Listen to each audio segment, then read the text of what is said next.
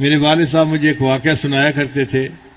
فرماتے تھے کہ یہاں قریب میں ایک شیخ تھے جو ذمہ دار بھی تھے اور بڑے شیخ طریقت بھی تھے.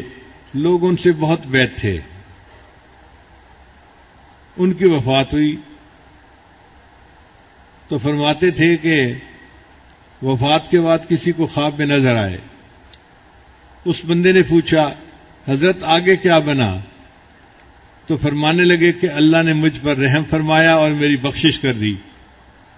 اس نے کہا جی بخشش تو ہونی تھی، اتنے لوگ آپ سے بیعت تھے اور آپ لوگوں کے ساتھ جو ہے نا وہ بھلائی کا معاملہ کرتے تھے اور خانقاہ تھی، ذکر اذکار تھا، یہ تھا وہ تھا. انہوں نے کہا بھئی وہ کوئی چیز بھی سامنے نہیں آئی. ایک چھوٹی سی بات جو مجھے یاد ہی نہیں تھی وہ اللہ کو پسند آ گئی. اس نے کہا کہ حضرت کون سی بات اللہ کو پسند آ گئی؟ کہنے لگے کہ دیہاتوں میں سردیوں میں ایک ایسا وقت آتا ہے جب کہ چارہ کم ہوتا ہے تو غریب لوگوں کے جانور بھوکے رہ جاتے ہیں. یا تو وہ امیر لوگوں سے چارہ خریدتے ہیں اور کئی لوگ جو ہیں وہ بغیر اجازت ان کے کھیت میں اپنے جانور چرا لیتے ہیں یا چوری کر لیتے ہیں چارہ.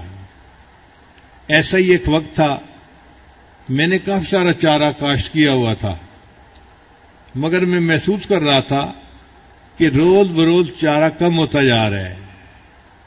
تو میں نے محسوس کیا کہ کوئی بندہ ہے جو رات کو میرا چارہ چوری کر کے جاتا ہے یا جانور چراتا ہے اور میرا چارہ کم ہوتا جا رہا ہے.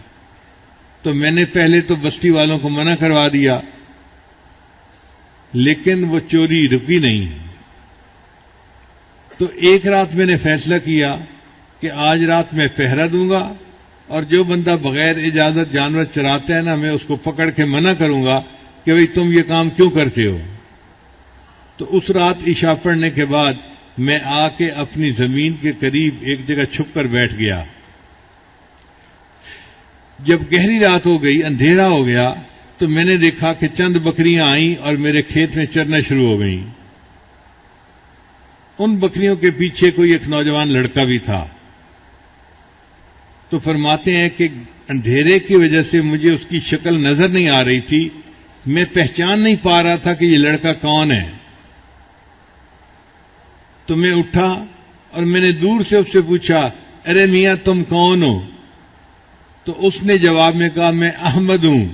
اس کا نام احمد تھا. تو جب میں نے پوچھا تم کون ہو؟ اس نے کہا میں احمد ہوں. تو مجھے نبی علیہ السلام کا نام یاد آ گیا اور میں نے اسے کہہ دیا احمد ہیں تے پیا چرا، اگر تم احمد ہو تو چراتے رہو، میں تمہیں منع نہیں کرتا.